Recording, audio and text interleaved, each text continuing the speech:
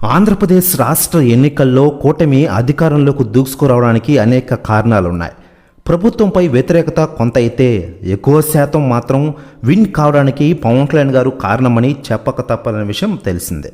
జగన్పై తొలి నుంచి కాలు దువ్వుతూ కలహానికి సై అంటూ జగన్ పట్ల జనంలో వ్యతిరేకత మొదలవడానికి ఆద్యుడు పవన్ కళ్యాణ్ చెప్పక తప్పదు. పవన్ కళ్యాణ్ జనసేన పార్టీ పెట్టి 10 ఏళ్లు దాటింది. ఆయన ఇంతవరకు అసెంబ్లీలో అడుగు పెట్టలేదు. గత ఎన్నికల్లో 2 చోట్ల పోటీ చేసి ఓటమి పాలయ్యారు. ఒకే ఒక స్థానంలో గత ఎన్నికల్లో గెలిచారు.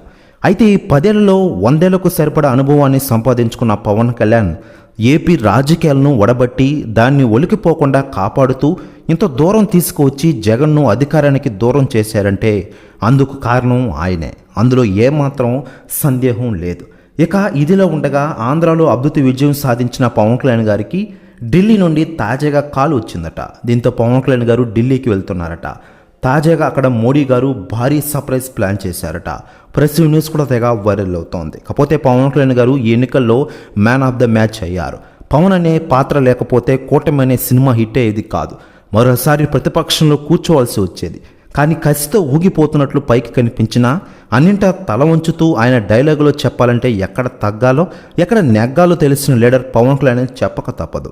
తాను ఈసారి 2 చోట్ల పోటీ చేసి మరోసారి ఓటమి కాకూడదని తీసుకున్న నిర్ణయం కూడా ఆయన పొలిటికల్ హీరోను చేసిందనే చెప్పాలి. అలా పవన్ కళ్యాణ్ కూటమి ఏర్పడడానికి ప్రధాన భూమిక పోషించి తొలిసారి అత్యధిక స్థానాలతో జనసేనను శాసనసభలోకి పంపగలిగారంటే అది పవన్ కళ్యాణ్ వ్యూహమని చెప్పక తప్పదు.